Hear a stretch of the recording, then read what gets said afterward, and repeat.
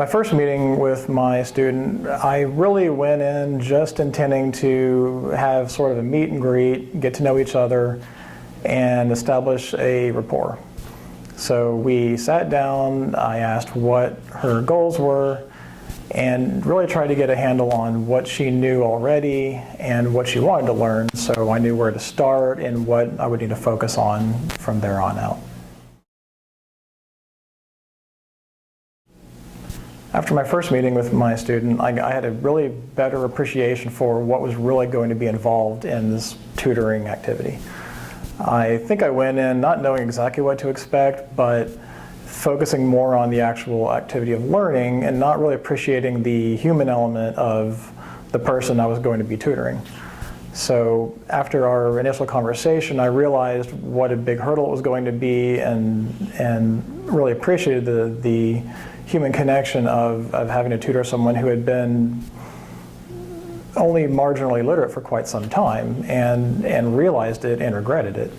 And so for me, I realized that was going to be something to address from there on out. I needed to be very sensitive to the notion that reading was difficult for my student.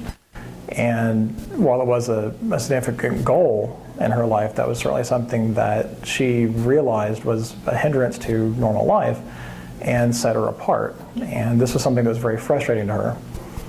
And not only that, but something that she realized that everyone else could do, and including myself, and that was something that I'd have to be very cognizant of going forward, and something I would have to be very careful with. So I think before, more than anything else, that was really the surprising thing coming out of my first meeting, was really realizing the depth of the importance of the human element and not just the teaching aspect.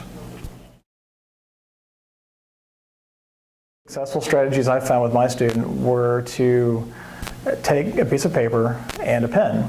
And so whenever we read a book or an article or really anything, we go through and she does pretty well with the words that she knows, and maybe she gets to one that she doesn't know. And so at that point, I will have her write the word out and then tell me where she thinks that she should break it up. Basically what I've been trying to do is to instill the idea that words are made up of little building blocks, and as long as you know how to pronounce the building blocks, you can put them together and make bigger words that maybe you wouldn't know at first. So the first thing I do is I have her write the word out, and then I ask her how to sound it out, and then we go through that.